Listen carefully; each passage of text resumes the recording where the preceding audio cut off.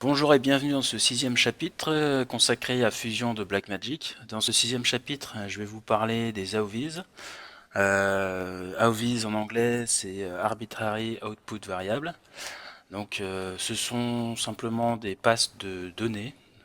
Des passes de données comme les passes du V, les passes de normales, qu'elles soient en tangente ou en world. Euh, alors ça, non, c'est les autres normales après. La vélocité, voilà, ça c'est une vélocité Véret. Et la vélocité du buffer, du gbuffer même. Et les passes de ZDef, voilà, que je vais afficher là. Hop, voilà, on voit mieux. Voilà, donc ça c'est les AOVs quoi. C'est vraiment des passes de données qui on s'en fout réellement de la couleur. C'est pour les informations qu'elles vont nous donner. Donc là, la ZDef va sur une information de profondeur, la vélocité sur des informations de déplacement de l'objet, avec tel type de couleur qui va donner dans un axe, qui va donner un axe de déplacement. Là, encore une fois aussi, attention avec la vélocité parce que voilà, 3ds Max, encore une fois, l'axe de la profondeur n'est pas la même que dans les autres logiciels de 3D, et forcément les logiciels de compositing, pour eux, la profondeur, voilà, c'est pas Z, enfin c'est pas Y, mais c'est Z. Donc ça encore, il va falloir le redéplacer. Donc ça, on verra ça tout à l'heure. Donc la passe voilà, de normal. Hop. Et voilà. On va commencer. Je vais faire un bref récapitulatif de ce que j'ai fait en fait dans Max, comment je les ai calculés. Pour avoir plus de, on va dire, pour pouvoir faire plusieurs tests ici, parce que j'ai activé les fils, désactivé, et je me suis servi de l'anti-alias aussi. Ça peut être enfin, sur certaines passes, c'est vraiment intéressant de justement faire ces tests-là, pour bien comprendre comment ça fonctionne. Moi, je suis passé par le Véret Extratex et par les samplers info pour activer voilà, les passes de position, la ZDF, les UV et les normales. Voilà, on peut activer le filter ici et aussi l'anti-alias. Voilà. Ce qui nous permet de, comme on va voir tout à l'heure, de vérifier pourquoi activer le filtre et quels en sont les tenants, les aboutissants. Donc voilà, ça c'est la configuration de l'XR que j'ai sorti. J'en ai fait juste un imprimé écran. Hein. Donc c'est en 32 bits. Le Veret Extra Text Map, bon voilà, ça c'est ma passe du V. Ça fait un petit moment, quelques années déjà que ça traîne entre 3ds Max et Veret.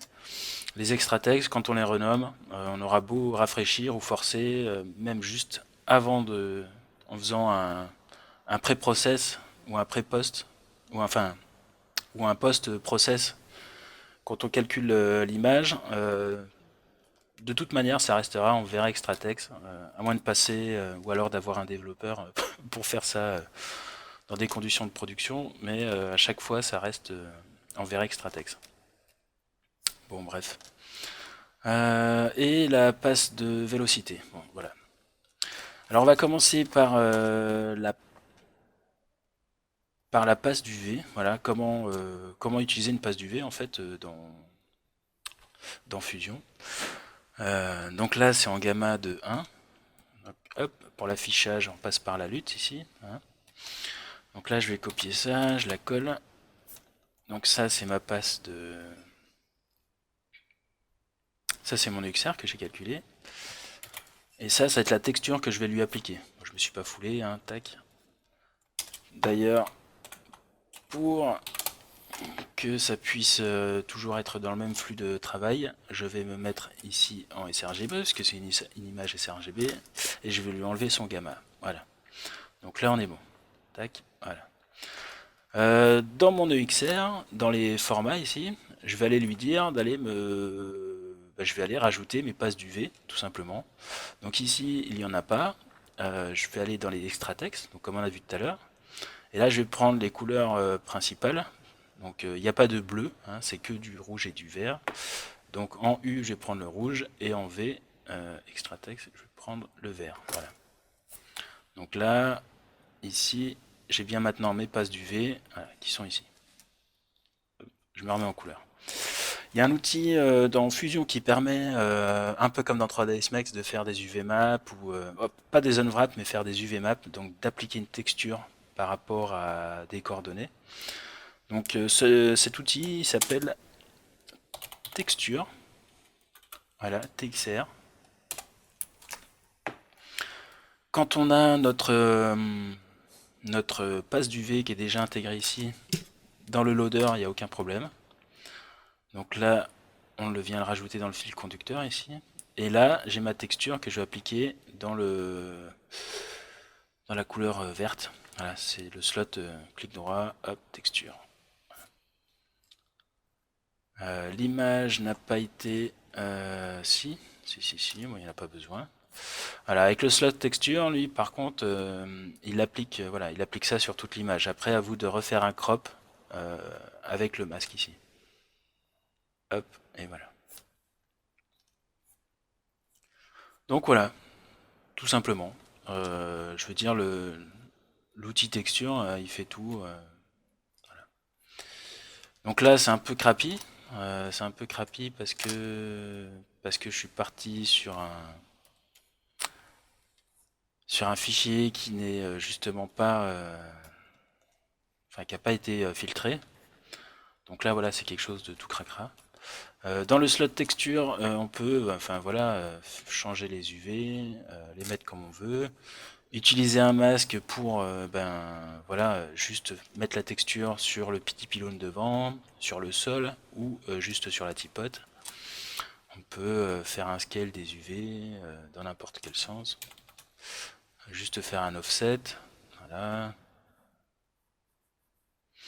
Donc après, donc c'est quand même pratique pour ajouter un peu de matière dans une image, dans un élément.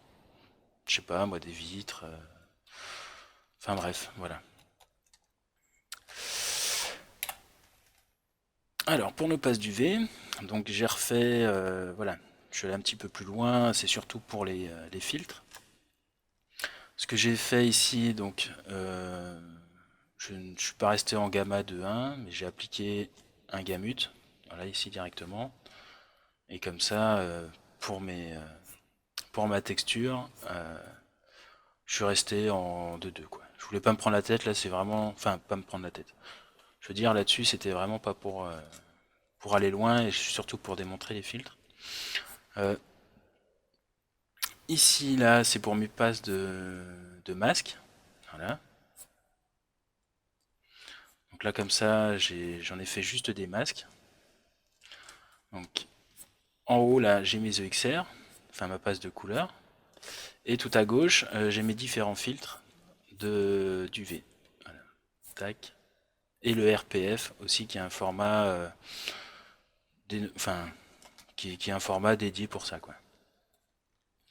Et à chaque fois, voilà, j'ai mon slot de texture qui me sert à appliquer la texture. Voilà. Et ensuite, avec ma passe de masque ici, je viens faire un crop des objets avec les masques. Et ensuite, je viens les appliquer avec un merge, voilà, pour montrer les différences des filtres. Alors, pour les filtres, alors si on a tout en off, forcément, ça va s'en ressentir sur les textures, parce qu'elles seront pas du tout... Il n'y aura pas une définition donnée, en fait, hein, sur les UV. Donc forcément, si on n'a aucun filtre et aucun anti-alias, voilà, on a quelque chose d'assez crade. Par contre, quand on commence à avoir un anti-alias, mais pas de filtre, là, c'est vraiment au niveau des arêtes que ça change. Voilà. Tac. Et quand on a tout activé, là, on a une définition vraiment plus propre. Là, voilà. Là, on a vraiment une définition plus propre qu'auparavant, quoi. Même ici, au niveau de l'interstice, enfin voilà. Et on peut revoir que aussi avec le RPF, il n'y a pas beaucoup de différence. Il n'y a pas beaucoup de différence. Ça, donc ici, tout est activé. Et là, c'est le filter est off et l'anti-alias est on. Donc c'est là où on se rend compte que la map est, enfin c'est bien mappé.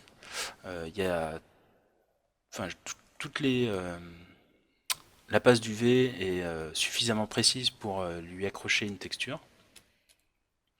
Et d'ailleurs c'est le même fonctionnement que le RPF. Hein. Donc là, tac, c'est le même fonctionnement que le RPF. Sauf que là, le RPF, ah oui, il y a un crop en plus par-dessus. Okay. Donc voilà. Donc là, avec le RPF, par contre, ça me fait un liseré pas beau. Je sais pas pourquoi, je sais pas pourquoi. Non. Mhm. D'accord. Bon.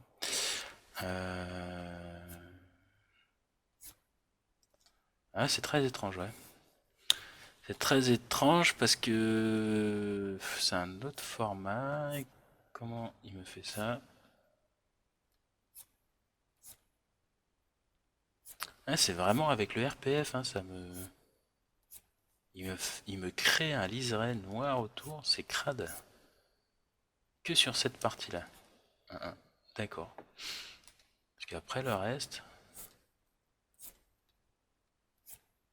Donc j'ai mis une couleur assez flashy pour bien qu'on puisse voir qu'il n'y ait pas de... qu'il n'y ait pas de souci de fringe. Donc là, voilà, avec le XR et la passe du V, donc là on est très bien. Donc voilà. Le RPF, pour des cas de coup de bourre, faites-le, ouais, c'est bien.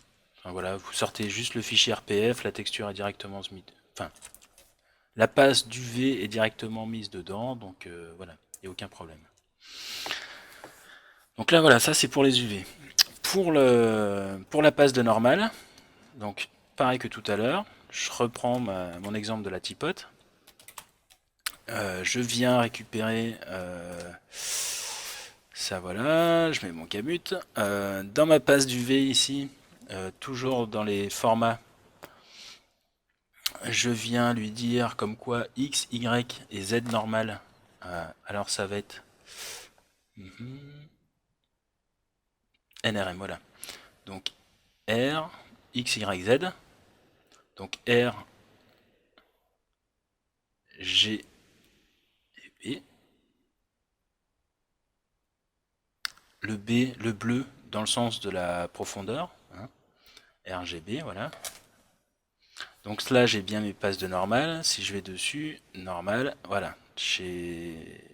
Alors après, la différence entre les tangentes, les vecteurs, enfin, pas les vectoriels, mais les worlds, etc. Je vous laisse regarder sur Internet. Il y a 3 différents types de normal, plus ou moins précises. Donc là, c'est une tangente map, la plus courante, voilà.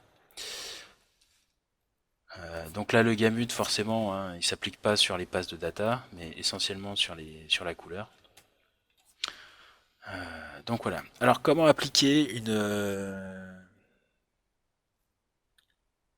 comment utiliser justement cette passe de normale dans Fusion? On a un outil qui s'appelle Shader. Contrôle espace, SHD. Hop, pardon. Shade. Shader, voilà. Qu'on va venir, comme la passe de texture, ici. Et là, directement, lui, il va lire, il va créer une lumière. Comment expliquer ça?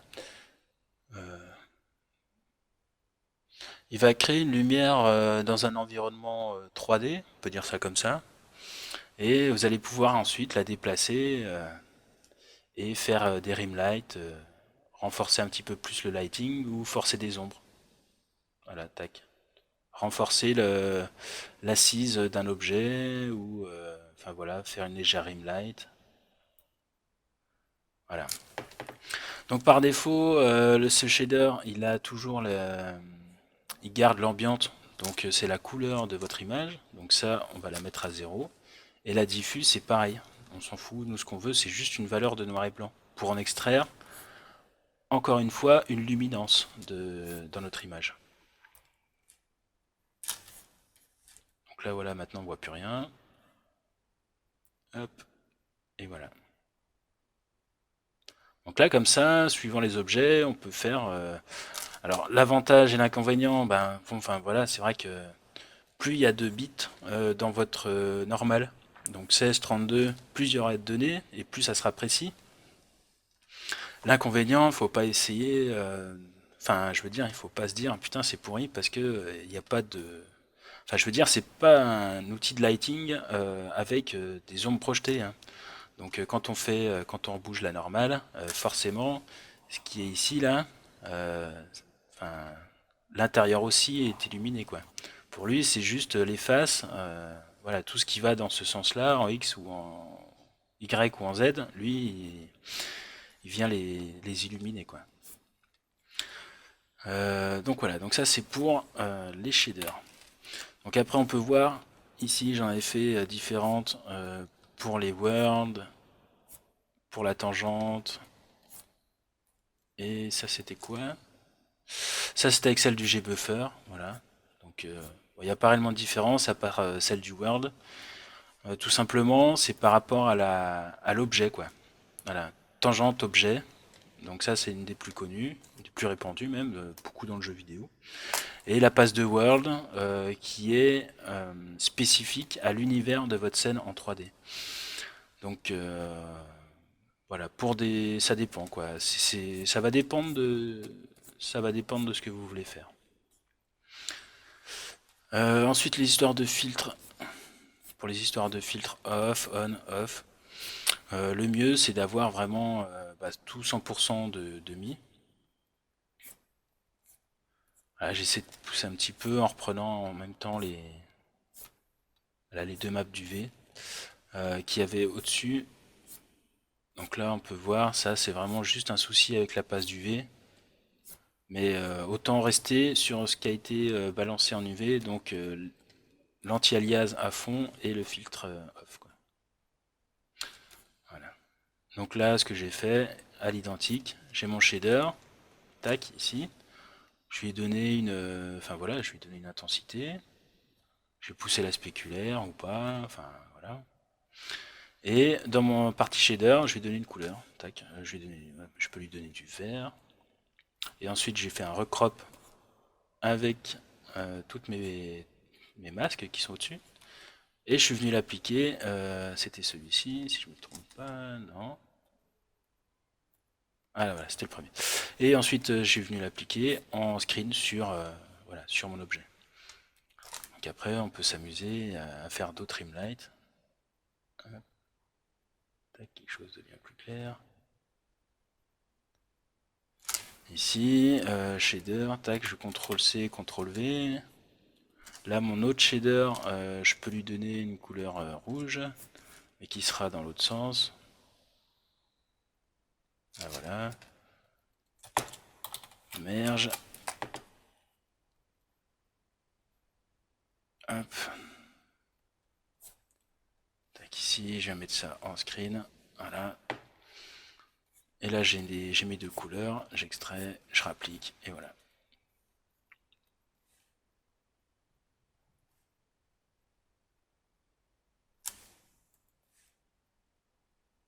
Donc on peut faire un relight comme ça de nos objets. Bon ben oui, après forcément, ça fait quelque chose ça raplatit un petit peu tout le, comment dire, ça raplatit tout le, ça casse en même temps hein, le volume quoi, parce que ça fait vraiment quelque chose de très plat. Ça casse la matière du volume et tout. Après rien ne vous empêche, je sais pas moi, de reprendre un petit bitmap, de venir chercher la texture qu'on a vue plus haut. Donc ici. Non, c'est la texture que je voulais. Donc, hop, avec ça. Hop, ce que je veux, c'est de la luminance. Clac. Et de lui dire de m'appliquer ça que voilà, sur les effets, sur de la luminance. Quoi. Donc là, non, ça serait préférable de mettre ça Ici, hop, donc tac dans le bitmap, ici la méthode de merge, hop, voilà. Et là comme ça, donc ça serait plutôt à l'inverse, voilà. Donc ce qui est noir ne reçoit pas de lumière et ce qui est blanc reçoit de la lumière quoi. Donc là ça serait à l'inverse. Et voilà. Donc là ça serait peut-être après voilà. Il y a toujours moyen de feinter, de bidouiller. Justement c'est l'avantage de c'est tout l'avantage de la compo quoi. Hein. C'est du compositing, c'est ça, c'est de pouvoir bidouiller vos images. Après encore une fois, il faut avoir les bons outils et de pouvoir les utiliser aussi correctement quoi. Voilà. Donc ça c'était pour les normales. Les passes d'UV, Vector Motion. Par défaut, vous pouvez utiliser le filtre. Voilà. C'est encore une fois normalisé. Ce petit bouton, il est important pour les passes de data. Pour la couleur, ça n'a pas réellement d'importance. Mais par contre, pour les passes de data, ça permet d'afficher vraiment les bonnes valeurs, quoi. Enfin, d'avoir un retour visuel des bonnes valeurs, parce que les bonnes valeurs, elles sont déjà là. Alors pour la vélocité en poste avec Vray, il y a le Vray Velocity qui est bien, mais en même temps il va falloir le bidouiller pour arriver à ses fins quoi. Et encore une fois, vu qu'on leur triture, ça peut amener des approximations ou des liserés. Donc pour qu'il puisse bien fonctionner, le Vray Velocity, je ne sais pas si vous l'avez déjà utilisé, mais quand vous mettez le Vray Velocity dans les render elements,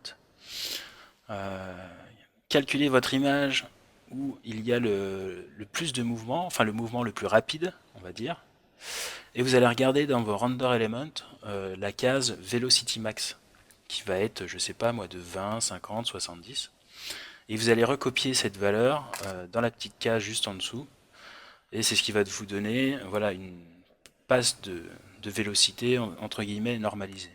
Si vous ne faites pas ça, décochez Normalize et voilà, lancez votre passe de normal de vélocité comme ça.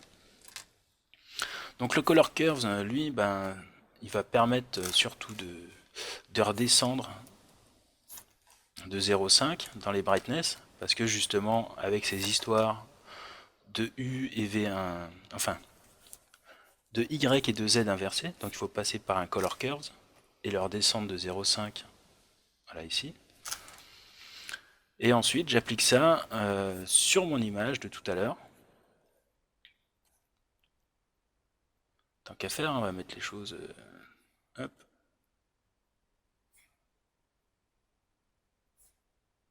Non, on va laisser tel quel, tant pis. C'était pour mieux voir dans les... Tant pis, hein, ça sera un petit peu crappy, mais...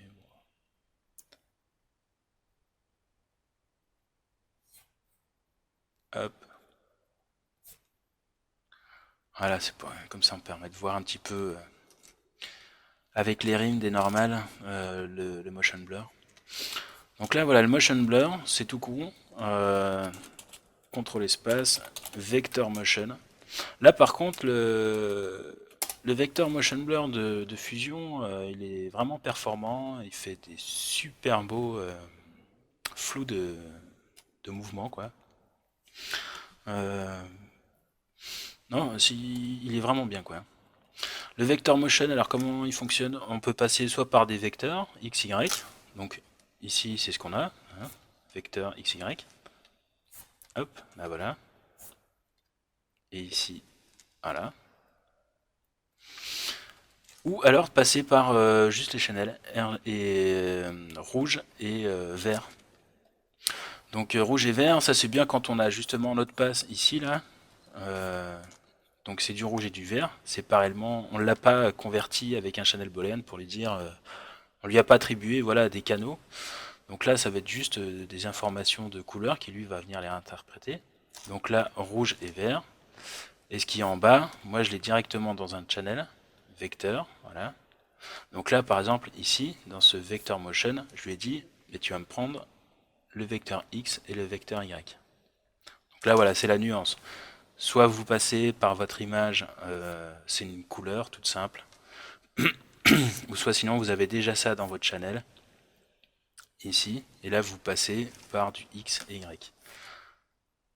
Là où il faut faire attention, c'est encore une fois l'histoire de Véret, de 3ds Max pardon, et son axe Y qui est inversé par rapport à une logique de composition d'image et de la manière comme tous les logiciels d'image fonctionnent, c'est que le Z c'est la profondeur de l'image et c'est pas la hauteur.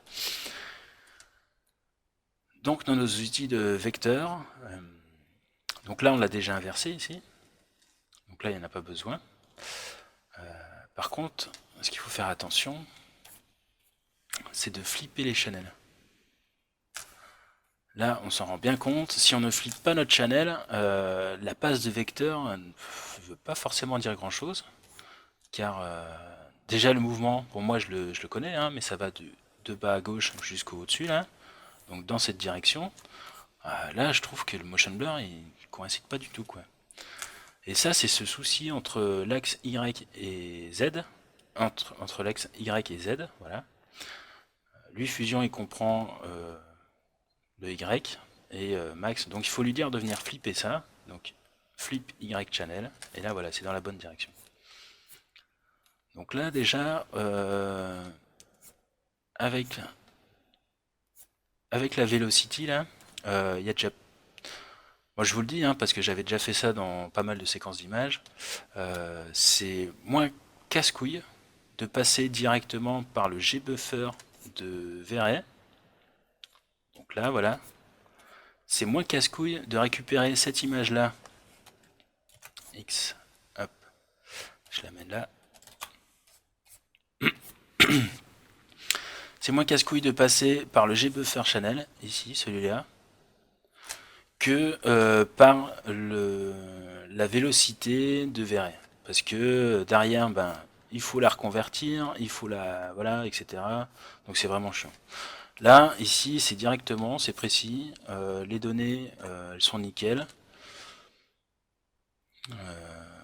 Voilà, ça c'est normalisé. Il n'y a pas à se prendre la tête à convertir, c'est directement intégré, comme quoi c'est une passe de vecteur. On le comprend, on le met dedans, on dit au vecteur qu'on veut flipper le Y, et c'est nettement plus précis. Et sur des longues séquences d'animation, je peux vous dire qu'il y a moins de couilles avec ça qu'avec le Véret filter et ses approximations de color curve qu'il faut repiquer derrière, etc. C'est chiant, quoi. Donc le gbuffer, franchement, c'est bien. Autant se contenter, si vous voulez sortir une passe de vecteur, voilà, utilisez le vector motion et la passe de vélocité qui a été sortie avec le gbuffer, ici. Voilà.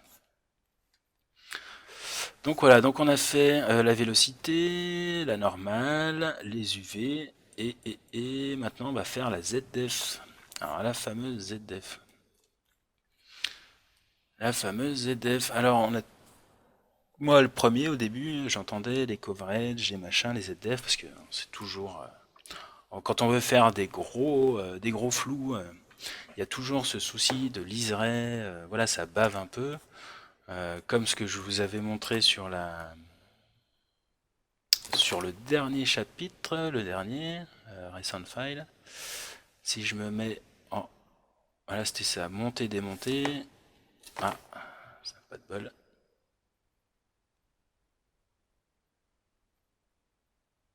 Voilà. Comme on avait vu ici dans la compo, le chapitre dernier, là où justement on montait et démontait les EXR.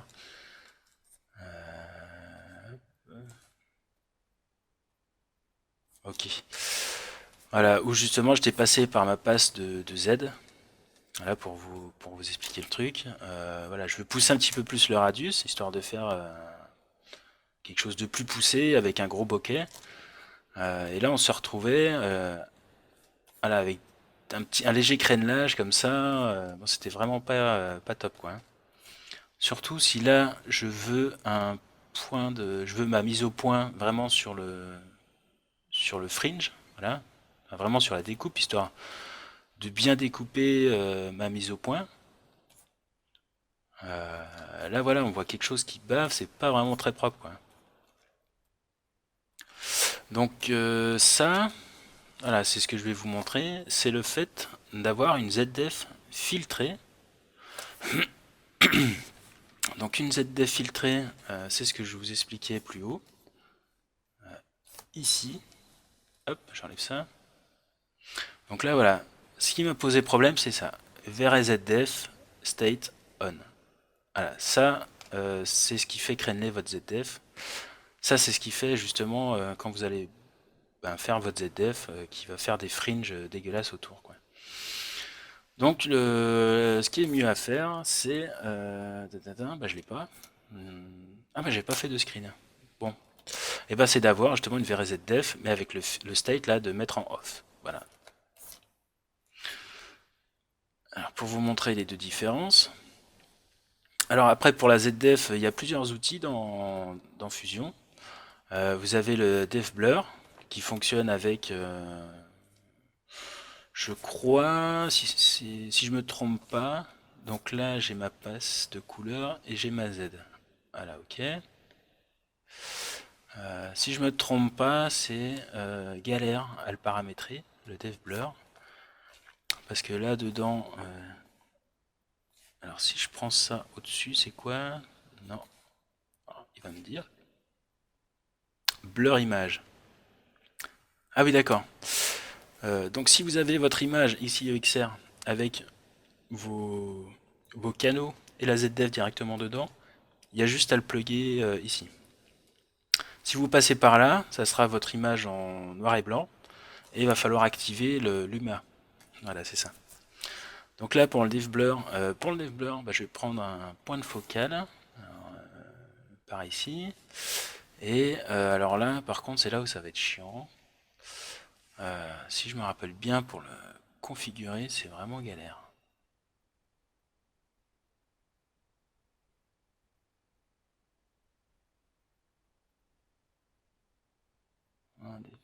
C'est qu'on n'a pas de retour visuel en fait de diff blur size. Voilà, blur size je vais le mettre à 5.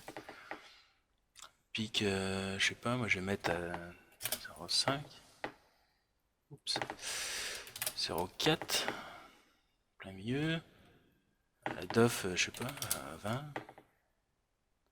Et le scale par contre c'est ça où j'ai vraiment du mal. Ouais, d'accord. Bon.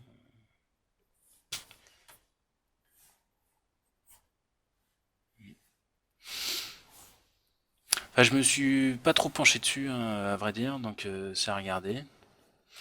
Euh, Enfin, je m'étais penché dessus il y a quelques temps et voilà, ça m'avait vite convaincu, surtout pour les liserés qui sont vraiment crades. Le Z-Convolve, ça fait partie des plugins Saphir. Le ZD-Focus aussi, ZD-Focus qui est pas mal, mais qui crée un... Même si on a une passe pas filtrée, ça apporte quand même quelques fringes sur des passes animées. Sur des mouvements de cam assez rapides, assez amples, voilà. Donc voilà, là on va faire la... je vais vous montrer ça. Donc là sur une filter Z off, voilà. Donc là j'en extrais ma Z parce que ces deux outils fonctionnent avec une Z séparée, voilà, et pas dans le channel. Donc là ma ZDef, celle que je vous ai expliqué tout à l'heure, voilà, focus zone. Je l'ai bien mis ici la mise au point pour qu'on puisse bien remarquer, enfin voilà, qu'on puisse bien voir ces soucis de crénelage. Donc là, voilà, avec le ZD Focus, je veux dire, on voit notre zone de tolérance sur laquelle on va appliquer. Le Dev Blur, non, c'est juste avec un focal point. Et on voit pas où est-ce qu'on va. Enfin, pourtant avec le Frischluft, enfin voilà, c'est pareil, mais on a quand même cette zone-là en plus, donc c'est vrai que ça aide. Donc là, voilà. Donc oui, alors ici avec la ZDF, donc j'utilise l'outil ZD Focus de Saphir. Donc voilà, j'en extrais ça. Donc là, je lui ai dit de découper ma Z en plusieurs layers. Voilà, on se met en layer mode comp et on lui dit qu'il y a 50 layers. Donc 50, 50 différences, 50 niveaux de gris pour arriver jusqu'au fond, quoi. Donc ça fait un petit peu léger, mais en même temps, quand on commence à aller un petit peu plus loin sur d'autres outils, c'est des compos, enfin sur des lourdes séquences d'animation, ça peut être très long, quoi. Donc voilà. Donc là, avec ma passe de voilà, donc celle-ci, elle est filter off. Donc l'outil déjà ZD Focus, il me fait baver. Voilà, la mise au point, elle est juste ici, hein. On avait vu tout à l'heure là, focus zone, voilà. Ah, ça va replanter. Non, c'est bon. Donc voilà, donc ça me fait une Z vraiment pas propre et en plus ça bave. Enfin, après la ZDF ici, on n'a rien à lui dire. Enfin, je veux dire, elle fait son job, mais voilà, ça bave quoi. Enfin, c'est vraiment quelque chose de pas très propre. Donc là, avec cet outil ZDF là, c'est vraiment pas ça. Moi, j'ai vraiment du mal avec cet outil quoi. Donc, euh, donc voilà, avec le reste, Z-Convolve, Z-Blur, etc.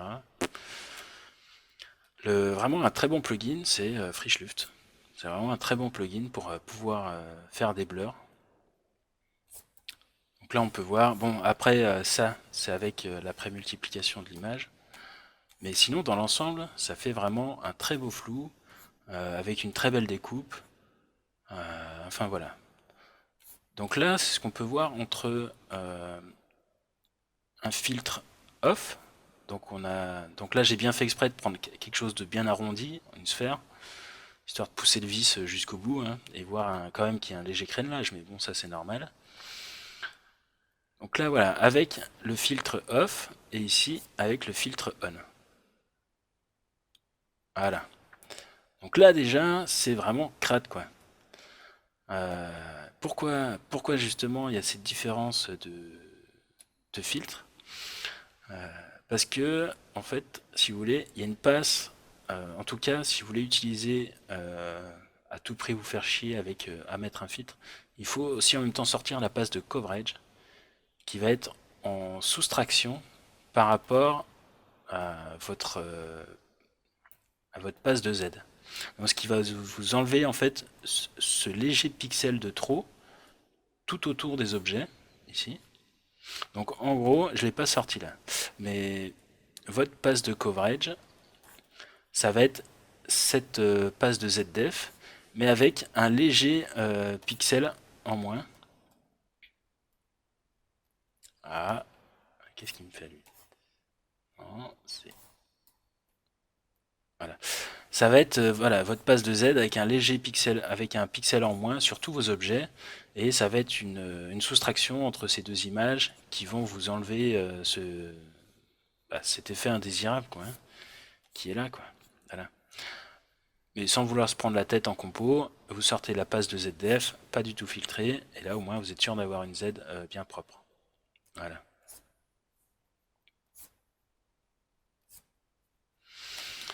Donc voilà, c'est tout pour... Ah bah non, j'ai oublié la passe de position, qui est très importante aussi. Donc voilà, donc là on a fait notre ZDF. Oups, ça va cracher. Non, voilà. On passe nos ZDF, on a vu la vélocité, la passe de normale, les UV, et ensuite on va passer par la passe de position, Open Recent, Position Pass, voilà. Alors ça c'est vraiment intéressant, la passe de position, parce qu'avec elle on peut faire tout et n'importe quoi. Alors la passe de position, qu'est-ce que c'est? Voilà, voilà c'est ça. Un truc pas très... il y a des couleurs un peu de partout, on sait pas... Donc là on peut voir à droite, enfin en haut à droite, mon curseur là, il m'affiche des valeurs, mais alors ça part... moins 15 000, plus 5 000, moins 0,000. Enfin, c'est des valeurs hyper précises. Donc ça, c'est des passes de data qui sont à tout prix. Enfin, il faut vraiment les sortir en 32 bits pour avoir un maximum d'infos. Qu'est-ce que c'est cette passe? Et ben en fait, si vous voulez, derrière chaque pixel, là, tac, donc là si on zoome encore plus, derrière chaque pixel ici, il y a une valeur en X, Y et Z. Donc chaque pixel ici vous donne un axe orthonormé de votre scène. Là on peut voir mon centre du monde qui est exactement ici, là, voilà. Et ces quatre couleurs, bah, c'est pour représenter X, Y et Z, enfin toutes les coordonnées. Donc encore une fois, comme la passe de normal tout à l'heure, il va falloir flipper notre Z pour justement avoir pour pouvoir comment dire, et pour pouvoir inverser l'axe Y et Z. Donc pour ce faire, on lui applique un brightness contrast, parce que là ce qu'on veut inverser, donc c'est X, Y, donc c'est le Y qu'on veut inverser. Donc on va se mettre sur la couleur verte et qu'on va mettre en -1, qui va être justement qui va être l'axe Z, quoi. Donc là voilà, on inverse cet axe, et là on va être dans la bonne définition pour que Fusion puisse comprendre et en même temps travailler et interpréter notre passe de normale. Donc une fois ça fait, je le réinjecte dans mon EXR qui a déjà été calculé à la base. Voilà. Et je vais passer par un outil qui s'appelle volume mask. Voilà. Alors là j'en ai déjà préfait pour vous montrer tout à l'heure. Donc ce volume mask, voilà, je lui applique ça. Donc là forcément c'est un truc tout crappy, mais bon on s'en fout. Hop, je peux venir le cropper après. Voilà. Non, on revient. Ah, des fois il faut sniper dans Fusion pour aller mettre ça dans les petites fléchettes, c'est pas simple. Donc moi ce que je vais faire là, c'est avec mon volume mask, je vais venir piquer en fait un endroit de mon image. Là voilà, il y a un petit carré qui s'affiche. Et dans ce petit carré, je sais pas moi, tiens, je vais le mettre par là. Tac. Ce petit carré, j'aimerais qu'il soit d'une autre couleur. Je sais pas, on va le mettre en rouge, ouais, histoire de bien le voir. Cette slice, non. Au niveau du scale, tac, on va le faire bien plus gros. Voilà. Alors ça, on s'en fout. Voilà.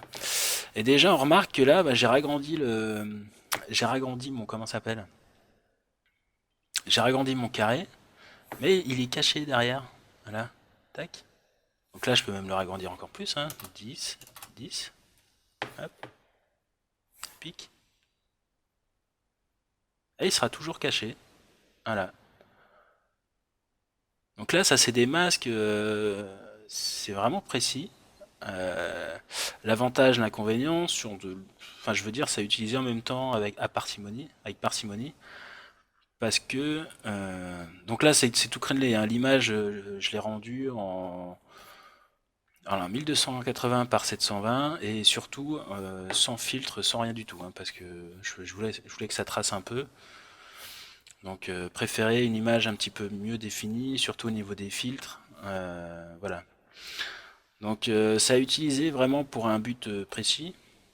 Pour l'image fixe, c'est très bien, sortez-la à fond, ça on s'en fout quoi.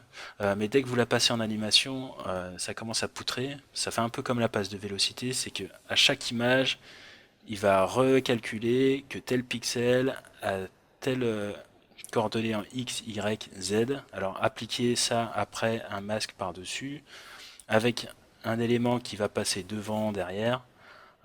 Je peux vous dire que ça poutre un peu au niveau des temps de calcul.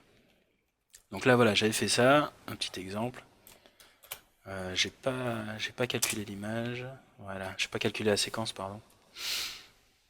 Donc ça peut vite poutrer en séquence, mais c'est vraiment pratique. Voilà, pour faire des masques sur votre.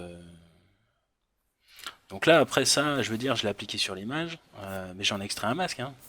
Donc voilà, après je fais ce que je veux après avec. Là, je suis venu réappliquer ça, j'ai mon image là. Hop, je viens patcher ce que j'ai envie de patcher, et hop, je relance ma séquence d'image, et en avant Guingamp quoi. Donc ça c'est vraiment pratique, parce qu'on peut l'utiliser aussi en tant que ZDF. Donc au final, ça vous permet d'avoir eh bien, une passe de data qui va vous donner plusieurs informations et qui va vous permettre de traiter l'image d'une autre manière. La passe de position, donc elle va vous permettre de créer ces masques là, comme ça. Et voilà, et ça fait un tracking en même temps, quoi. Je veux dire, ça se fige. Donc ouais, cette passe de volume, de passe, de position pass, pardon, ça vous permet de faire des masques, voilà. En plus d'avoir, en plus d'en créer un tracking en fait dessus. Euh, des données précises, voilà, pour le mouvement de votre image aussi. Ça va vous permettre d'avoir une Z, voilà, si la passe de position a été faite suivant la caméra. D'avoir un ordre d'échelle, donc si vous voulez reconstituer, modifier la 3D dans Fusion, ça vous permet voilà, d'avoir ces infos là. Des informations en même temps de caméra qu'on peut venir ajouter dessus. Donc forcément, s'il y a la ZDF, vu qu'il y a les trois coordonnées, on peut avoir la YDF, donc dans le sens de la hauteur. Enfin voilà, on peut. La passe de position, c'est vraiment un régal quoi. Si c'est juste pour l'image fixe, allez-y, c'est toujours ça de prix et pour la compo, c'est vraiment un régal.